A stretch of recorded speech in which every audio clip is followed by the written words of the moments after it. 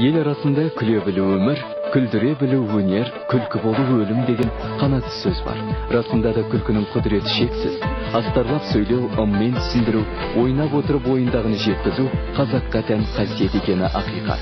Сатира қашанда адам бойындағы келеңсіз кемшіліктерді сын садағымен түйреп, шымшыма қалжыңмен шындықтың бетін ашуды мақсат тұтқан. Күштілер қаруы саналатын осы бір жауынгер жанр үнемі сөз өнерінің алдыңғы шебінде жүріп, қоғам өмірінің айнасына айналды. Соның арқасында Асқар Тоқмағамбетов, Шона Смаханұлы, Оспанхан Әубәкіров, Сейіт Кенжахметұлы, Үмбетбай Уайдин және Көпен Әмірбек сынды таланттар шоғыры әдебиет әлемінде суырылып шықты. Бұл сықақшылар әдем әзілмен күлдіре отырып ойланту, келемеждеп отырып ұялту сияқты шеберлік мектебін қалыптастырды. Осы орайда Шаншар әзіл-сықақ театрының директоры Уәлибек Әбдірайымов әдеби сатираның орны бөлек деп есептейді. Сатираның ең әдемі түрі бұл көркем шығармада келтіреді. Өйткені ол жерде неше түрлі ой, неше түрлі мысқыл, әжуалардың бәрі көркемдеп әдемілеп тұра нүктесіне дейін жеткізіледі да, ал енді сахнада тұрған кезде соны жеткіземіз деп кейбір әртістер бет-аузын құрбыз қатыр житып, болмаса басқа да бір жағдайлар жасап жеңілдетіп жібереді. Сондықтан да сатираны сахнаға шығып, эстрада жанрына кеткенде сатираны салмағы шамалы жеңілдеп қалды. Жалпы сатирамыздың тамыры тереңде жатыр. Халық қиялынан туған айлакер Алдар Көсе мен Қожанасыр әпенді туралы аңыз әфсаналар естіген жанның езуіне еріксіз күлкі үйіріп, көңілін көтеретін болған.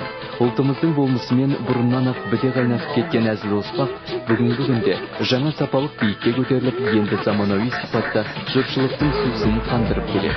Ел іші өнер кеніші демекші, жер-жерден шыққан жас әзілкештер көрермен қауымды күлкіге қарық қылып, қазақы қалжыңның көркін қыздыруда. Бұл ретте Мұхтар Әуезов атындағы академиялық драма театрының актрисасы Шынар Жанысбекова қазақ сатирасының болашағына сеніммен қарайды. Біздің қазақ сатирасының бағы, дәрежесі қандай дәрежеде болатындығы, қазіргі 21 ғасырдың жігіттерінде, қыздарында қазір өсіп келе жатқан жақсы талантты жігіттер бар.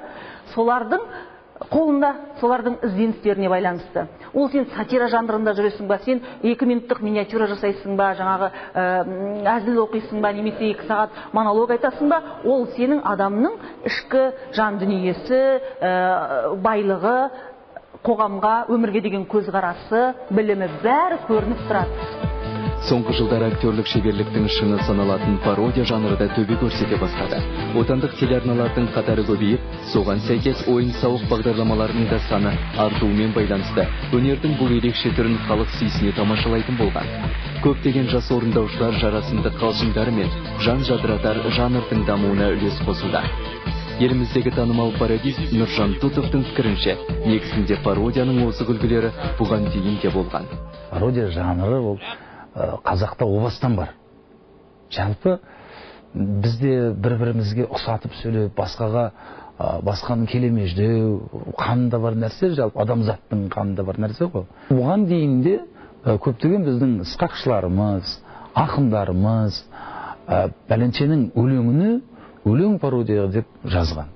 Ал эстрадаға шығарғанын ең алғашқы мен өзім көргенім, ол кезде Көпен Әмірбек ағамыз сондай бір пашыркын пародия деген бір бастамаларды, сахналық қойылымдарды сомдаған.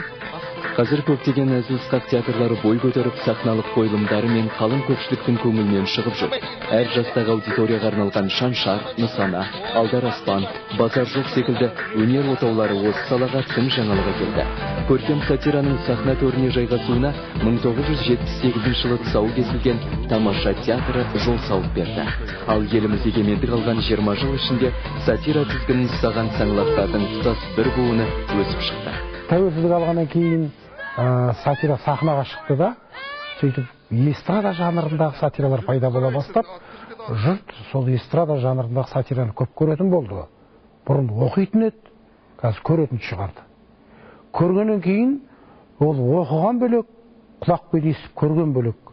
Бұл жерде сол құлақпен естіп көрген сатира қазір дамып жатыр. Оған бір шетіне қуану керек.